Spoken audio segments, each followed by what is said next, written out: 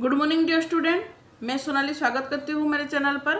तो आज हम देखेंगे कुछ और एमसीक्यू सीरीज जो कि हम लोग इकोलॉजी से लेके आए हैं, ताकि आगे जाके आप बीएससी या फिर ग्रेजुएशन में कोई भी कॉम्पिटिटिव एग्जाम अगर देना चाहते हैं या फिर ग्रेजुएशन में आपका जो भी क्वेश्चन आता है शॉर्ट क्वेश्चन, उसमें उसके लिए उसका जो प्रिपरेशन के लिए आपको बहुत हेल्पफुल होगा।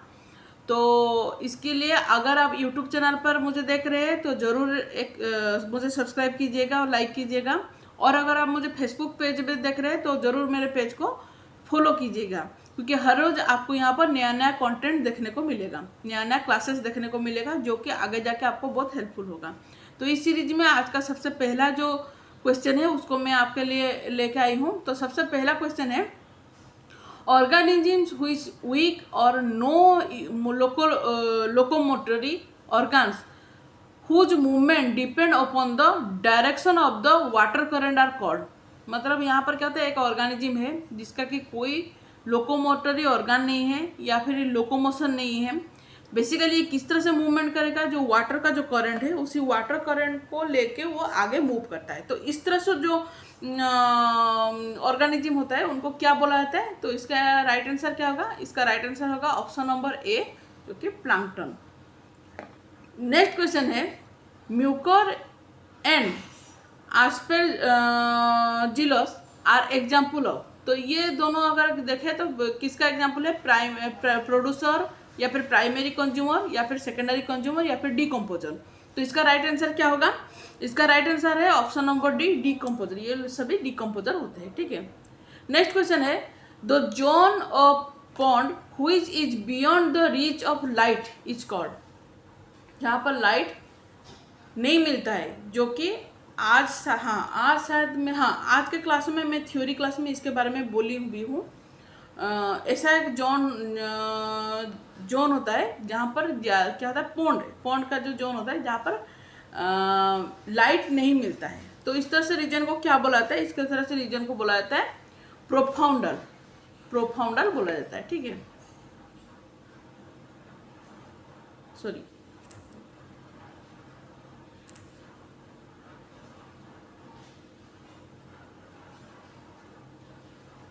नेक्स्ट क्वेश्चन है, lakes form by earthquake are called. जो अर्थक्वेक से अगर कोई लेक बना है तो उसको क्या बोला जाता है? इसका राइट आंसर क्या होगा? इसका राइट आंसर होता है option number B, eutrophic, sorry tectonic lake बोला जाता है। यूट्रोपिक बोला, टेक्टोनिक लेक बोला जाता है, ठीक है। ऑप्शन नंबर 14 है, lake form by the earthquake are called. हाँ, इसका राइट आंसर होगा टेक्टोनिक लेक होता है, ठीक है, जहाँ पर क्या होता है, जो कि अर्थक्वेक से बना होता है, ठीक है। जो लेक्स होता है poor in nutrient matter are called, जो कि जहाँ पर ज़्यादा न्यूट्रिशन नहीं रहता है, तो इस तरह से लेक को क्या बोला जाता है? इसका राइट आंसर क्या होगा? इसका राइट आंसर होगा ऑप्शन नंबर ए, ओलिगोट्रोपिक बोला जाता है, ठीक है, ओलिगोट्रोपिक बोला जाता है। नेक्स्ट है, the region of sufficient light and active photosynthesis are occurs. ऐसा एक जगह जहाँ पर ज़्यादा फोटोसिंथेसिस होता है, एक्टिव फोटोसिंथेसिस होता है, क्योंकि वहाँ पर लाइट भी ज़्यादा है ओशन में। ये भी आज का जो हम लोग जो थ्योरी क्लास था वहाँ पर हम लोग कंप्लीट किए थे। तो इसका राइट आंसर है यूफोटिक जो जोन होता है वहाँ पर ज़्यादा आपका क्या होता है, मतलब लाइट सफिशिएंट मिलता है, जो कि आपका 200 मीटर तक रहता है, 160 मीटर समुद्र में रहता है, समुद्री में, हाँ, समुद्री सतह से 160 किलोमीटर अंदर तक, और 80 से लेकर 200 मीटर डेप्थ तक रहता है उसका। तो वहाँ पर ज़्यादा लाइट भी मिलता है, और लाइट अगर ज़्यादा मिलेगा तो वहाँ पर फोटोसिंथेसिस भी ज़्यादा होता है, ठीक है। नेक्स्ट क्वेश्चन है, cave ecosystem is represented of. Cave ecosystem क्या होता है? केव इकोसिस्टम यहाँ पर क्या होता है? केव इकोसिस्टम, ये मैं प्रीवियस क्लास में बोली थी कि केव इकोसिस्टम जो होता है बेसिकली वहाँ पर जहाँ पर चारों कंपोनेंट दिखाई देता है उसको कंप्लीट बोला जाता है, कंप्लीट इकोसिस्टम। जैसे कि प्रोड्यूसर भी रहेगा, कंज्यूमर भी रहेगा, एबायोटिक इकोसिस्टम, एबायोटिक कंपोनेंट भी रहेगा, डिकम्पोजर भी रहेगा। लेकिन चारों कंपोनेंट से अगर कोई भी कंपोनेंट नहीं होता है उसको हम लोग इनकम्प्लीट कंपोनेंट बोलते हैं, इनकम्प्लीट इकोसिस्टम बोलते हैं। तो केव इकोसिस्टम क्या है? जहाँ पर क्या होता है, प्रोड्यूसर नहीं रहता है, क्योंकि वहाँ पर लाइट नहीं है, लाइट नहीं है तो ग्रीन प्लांट्स या फिर प्रोड्यूसर नहीं रहेगा वहाँ पर, तो इस तरह से इकोसिस्टम को इनकम्प्लीट इकोसिस्टम बोला जाता है। तो राइट आंसर यहाँ पर आपका ये होगा सी, यहाँ पर डी लिखा है, ये सी होगा, ठीक है, इनकम्प्लीट इकोसिस्टम।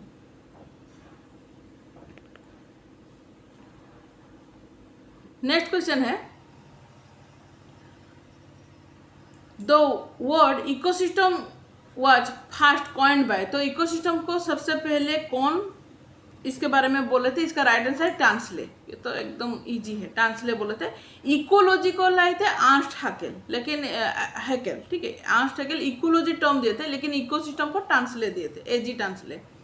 नेक्स्ट है, the functioning of the ecosystem can be described bye, जो इकोसिस्टम का जो फंक्शन है उसको एक्चुअली हम लोग किस तरह से डिस्क्राइब कर सकते हैं, सभी होगा, एनर्जी फ्लो से भी हम लोग कैलकुलेट कर सकते हैं, बायोजियोकेमिकल साइकिल भी होता है, इकोसिस्टम रेगुलेशन भी होता है। तो अभी तक ये थ्योरी नहीं पढ़ाया गया है, आगे जाके आपको ये थ्योरी पढ़ाया, तो यहाँ पर right answer all of the above होगा, ठीक है। नेक्स्ट क्वेश्चन है, the property of ecosystem to remain in the state of equilibrium is known as, तो जहाँ पर स्टेट ऑफ इक्विलिब्रियम की बात आ रहा है तो वहाँ पर सभी होगा, इकोसिस्टम रेजिलियंस होगा, इकोसिस्टम रेजिस्टेंस भी होगा, इकोसिस्टम होम्योस्टैटिस भी होगा, क्योंकि इक्विलिब्रियम की बात चल रहा है यहाँ पर। तो ये राइट आंसर यहाँ पर होगा ऑल ऑफ द अबव, ठीक है। तो ये हो गया आज कुछ एमसीक्यू क्लासेस में आपके लिए लेके आई हूँ। नेक्स्ट क्लास में और भी कुछ एमसीक्यू हम लोग क्लास करेंगे, ताकि थ्योरी के साथ साथ आपको एमसीक्यू भी प्रैक्टिस हो जाए। आज के लिए इतना ही, थैंक यू, बाय बाय।